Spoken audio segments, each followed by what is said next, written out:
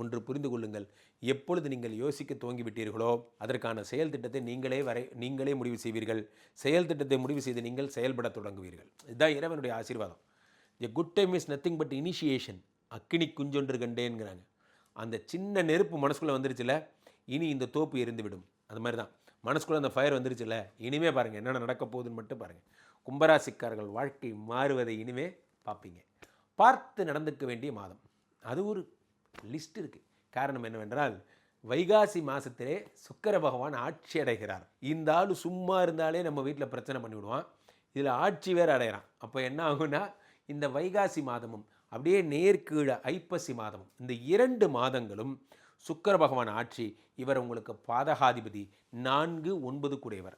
உங்களுக்கு மட்டும் டிஃப்ரெண்ட்டான ப்ராப்ளம் நடக்கும். இப்போது சிம்மராசிக்காரர்களுக்கு ஒரு மாதிரி நடக்கும். பொண்டாட்டி மட்டும்தான் சண்டை போடுவாங்க. ஃபார் எக்ஸாம்பிள், இப்போது இதே மாதிரி மீனராசிக்காரர் ஒய்ஃபு மட்டும்தான் சண்டை போடுவாங்க. ஆனால் இந்த கும்பராசிக்காரர்களுக்கு ஒய்ஃபு அண்ட் டீம் அப்படின்னு வச்சுக்கலாம். ஒய்ஃபோட அம்மா, ஒய்ஃபோட அப்பா, சித்தப்பா, பெரியப்பா, ஒரு டீம். இப்போ ஒய்ஃப் என்னால் முடியல, அடுத்து நீ கண்டினியூ பண்ணு. இன்னொரு ஆள், என்னால் முடியல, நீ கண்டினியூ பண்ணு. என்னடா நினச்சிட்டு இருக்கீங்க? ஒரு டிபார்ட்மெண்ட் மாதிரி செயல்படுவாங்க. ஒய்ஃபோடைய குடும்பம் ஃபுல்லாக. ஏன்னா 4ன்னா அம்மா, 9ன்னா அப்பா. இந்த சுக்கிரன்னா ஒய்ஃபு. அப்போது ஒய்ஃபோட அம்மா அண்ட் அப்பான்னு பொருள் கொள்ளலாம். இப்போ கும்பராசிக்காரர்களுக்கு இந்த வைகாசி மாதத்தில் தொடங்கி, அதாவது ஏப்ரல் 20லிருந்து மே 20 வரைக்கும் ஒய்ஃப் பக்கம் போகவே கூடாது.